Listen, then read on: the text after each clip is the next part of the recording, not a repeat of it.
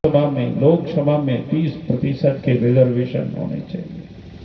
क्योंकि हमने कहा कि भारतवर्ष में आपने देखा कि हमारे शक्ति के, यानी आप कह सकते हैं कि आधुनिक भारत में, अंग्रेजी में लोग कहते हैं ना डिफेंस मिनिस्टर, तो कौन थे?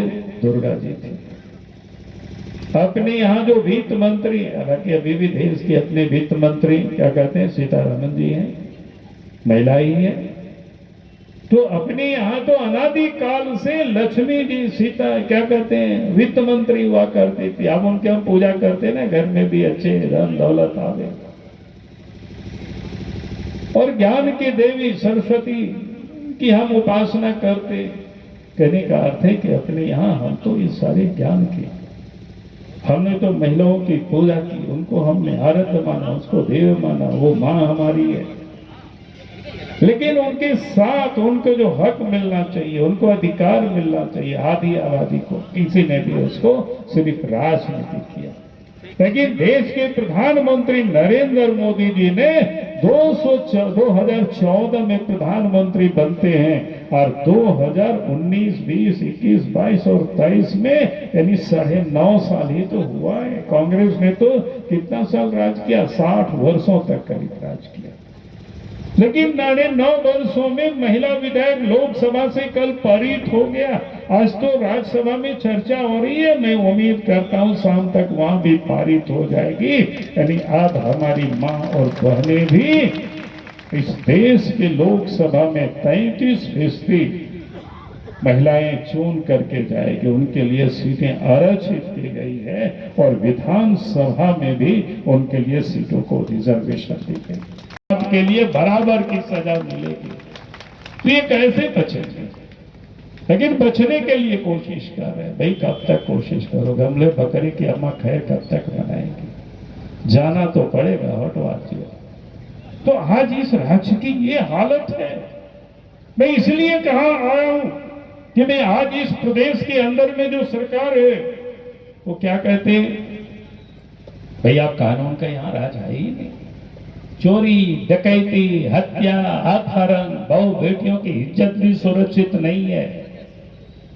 हमें याद है जब हेमंत सोरेन की सरकार बनी थी दिसंबर में, और शायद जनवरी में हम आए थे, कहा संजू प्रधान के घर उसको किस प्रकार से जला दिया गया।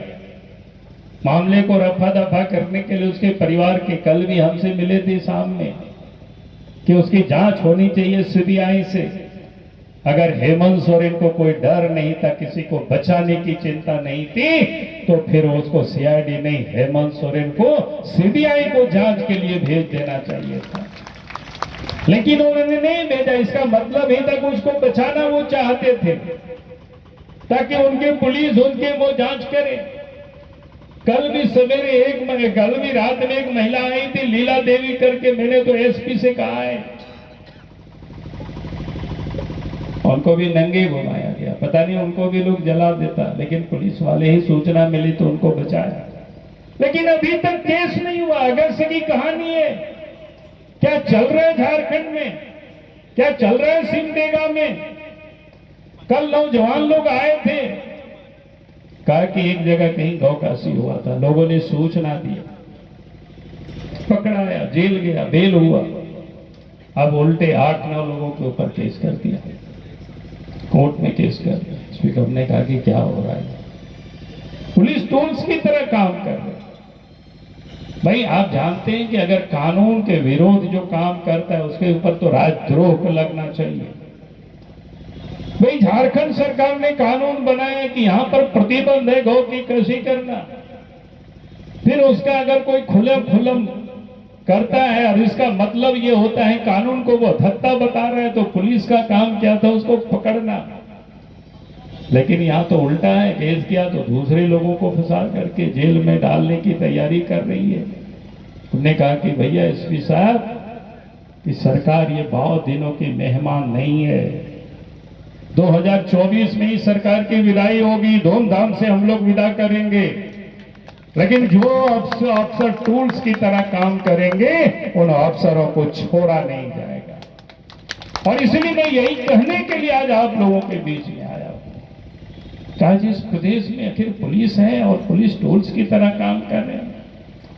मैं तो लोगों से यही कहता हूं कि भाई पुलिस तो वही थी अर्जुन मुंडा की सरकार में भी, हेमंत सोरेन की सरकार में भी, बाबूलाल मारंडी की सरकार में भी, लेकिन उस समय तो अपराधी गुंडा सब मवाली सब दौड़ के भाग रहे थे झारखंड छोड़ करके। लेकिन आज तो ये लोग बेखौफ होकर के अपराध कर रहे। कारण क्या है? क्योंकि आज झारखंड में जो सरकार है वो अपराधियों नदी के किनारे में आपको सड़क के किनारे में देखेंगे दिखाई पड़ते हैं, और जब आप ट्रैक्टर से बालू को भी लेके आएंगे तो आपके ऊपर आपको पकड़ लेगा। सीओ से केस कराते हैं, माइनिंग वालों से केस कराते हैं, या तो पैसा उनको दीजिए तो छोड़ेंगे, या तो फिर आप कोर्ट से जमानत करा लीजिए। यही हो रहा है ना झारखंड में, सिमडेगा में, सब जगह। और इसीलिए हमने आप सब लोगों से ये कहने के लिए आया हूं कि झारखंड को अपराध मुक्त प्रदेश बनाना, और उसके लिए पहली शर्त है हेमंत सोरेन की विदाई करना। हम यही कहने और यही निवेदन करने के लिए आया हूं। दूसरा जो मामला है इस प्रदेश में वो भ्रष्टाचार की। आज सरकार के कोई भी ऑफिस में जाएंगे, बिना पैसा से काम नहीं होता है। चाहे ब्लॉक में जाइए, अंचल में जाइए, थाना में जाइए, जिला में जाइए, चाहे वो आय प्रमाण पत्र, जाति प्रमाण पत्र, आवासीय प्रमाण पत्र, यहां तक कि किसी व्यक्ति की मृत्यु हो जाए तो मृत्यु प्रमाण पत्र बनाने में भी पहले तो दर्जनों बार दौड़ाएंगे और फिर पैसे आप देंगे तभी आपका सर्टिफिकेट बनेगा। ये हालत है। अफसर बोलते हैं जहां जाना हो जाओ, हम पैसा दे करके आए हैं तो ले करके ही जाएंगे तभी आपका काम बनेगा। यही होता है ना। अगर किसी गरीब को राशन कार्ड में नाम छूट गया, उस राशन कार्ड में नाम जोड़वाने के लिए भी 1000-5000 रुपया लगता है, तभी नाम जुड़ेगा, नहीं तो आप दौड़ते रह जाओ। बंद कर दे और विकास योजनाओं में कमीशन लेना बंद कर दे। किसी भी अफसर और इंजीनियर की हिम्मत नहीं होगी कि यहाँ की जनता से पैसा वसूल करे। लेकिन आज तो यही हो रहा है। लूट मची हुई है, जमीन की लूट है, पत्थर की लूट है, कोयला की लूट है, लोहा की लूट है, जो जहां मिले वही लूट रहे हैं।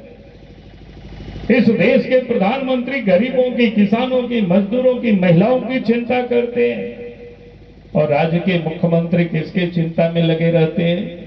भ्रष्टाचारियों को कैसे बचाया जाए, झारखंड के लुटेरों को कैसे बचाया जाए, दलाल को कैसे बचाया जाए, बिचौलियों को कैसे बचाया जाए। और उसके लिए वो दिल्ली से, सुप्रीम कोर्ट से करोड़ों करोड़ टका खर्च करके वकीलों को लाते हैं।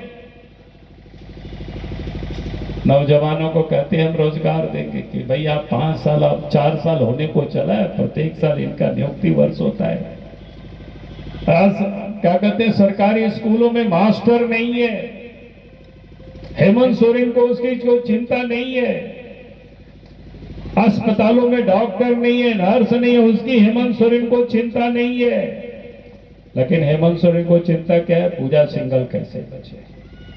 हेमंत सोरेन को चिंता है कौन, और भी कई लोगों का नाम है, वो लोग कैसे बचे, उसी काम में लगे हुए। और इसलिए मैं आप सब लोगों से यही कहने के लिए आया हूं, झारखंड से इस भ्रष्ट अफसर को, भारत सरकार को उखाड़ फेंकना है, यही संकल्प लेकर के चलना। झारखंड को लुटेरों से, दलालों से, बिचौलियों से, भ्रष्टाचारियों से बचाना है।